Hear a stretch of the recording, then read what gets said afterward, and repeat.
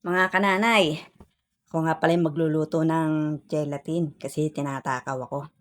Meron namang available na mga ingredients dito sa aking nakita sa bahay. Ayan, magluluto ako. Yan na lang ang binili ko, oh. Bumili ako ng ganyan, isang ganyan.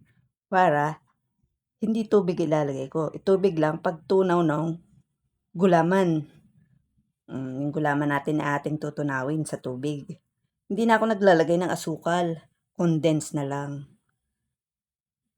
Parang masarap kasing kumain ng gelatin, eh. Gusto ng dila ko, tiyan ko. Gano'n. Kasi minsan alam mo naman tayo nagki-cravings. Oh, kulay pink siya. Ganda ng kulay 'no, dalagang-dalaga. Oh, 'di ba ang karaniwang gusto ng mga dalaga ay kulay pink, ayan. Pakuluin natin ng bahagya. Hindi naman kulong-kulo, ano lang, mga puwede na yung bahagyang kulo lang. Kasi 'pag kulong-kulo naman parang 'di maganda 'no. 'Pag kulang naman sa init parang ayaw tumigas, hmm?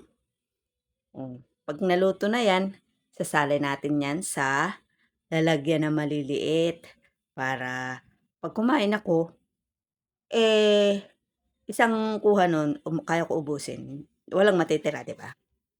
Oh, Kailang ano din 'yan, tingnan niyo naisalin ko na 'yan. Ilang piraso din 'yan, pero wala pa sigurong 10 'yan. Hmm, Sarap kaya niyan. Pagkatapos kong kumain, 'yan ang aking tinitira. Ako lang naman ang kakain niyan dito, eh. Oh, kung sino may gusto, ay panoorin niyo na lang 'yan. Baka naman pumunta pa kayo dito, "Wag